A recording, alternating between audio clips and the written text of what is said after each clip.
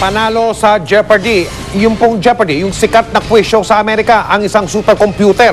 3 araw sumabak sa paligsahan ng supercomputer kalaban ng 2 lalaking dati na palang nagkampiyon. Nagpakitang gilas sa karunungan ng supercomputer na yan. Sinagot ng iba't ibang mga tanong tungkol sa iba't ibang mga tema o paksa mula lengguwahe nung sinaunang panahon hanggang sa larangan ng passion. Pero ilang beses din naman nagkamali. Balik tayo dito sa Pilipinas, nakipag-bonding sa kanilang fans ang football team natin na Azkals. At bilang paghahanda naman sa laban nila sa Mongolia, sa lungsod ng Baguio mag-iensayo ang grupo. Nakatutok si James Velasquez. Ang tagumpay ng Philippine Azkals, tagumpay ng sambayan ng Pilipino. Kaya naman naglaan ng panahon ng team para makapagkita sa kanilang mga fans sa isang autograph signing sa isang mall sa Maynila ngayong araw. Pinagkaguluhan ng Young Husband Brothers sa sina Phil at James.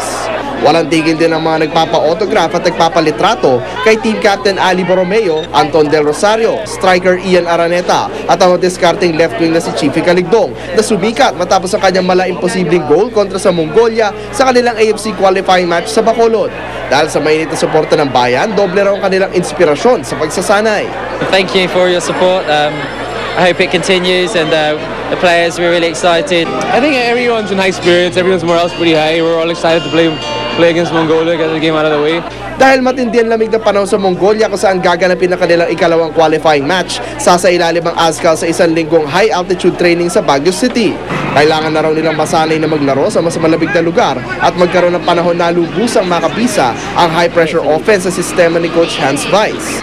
Mas marami na raw scoring option ng Azkals ngayon sa bagong sistema. It's a team game, but the fact I was man-marked, it meant someone else was free.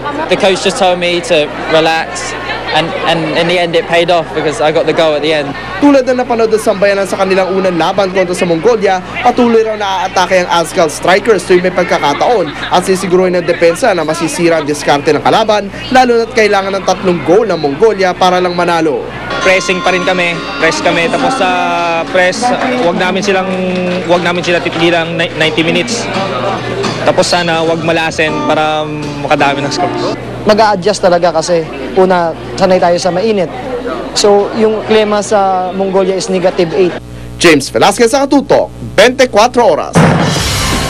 Up next, Richard Gutierrez at Solen Yusap nakita raw nag-date sa sinehan. Isang araw after Valentine's Day. Tutukan niyan dito sa 24 Oras.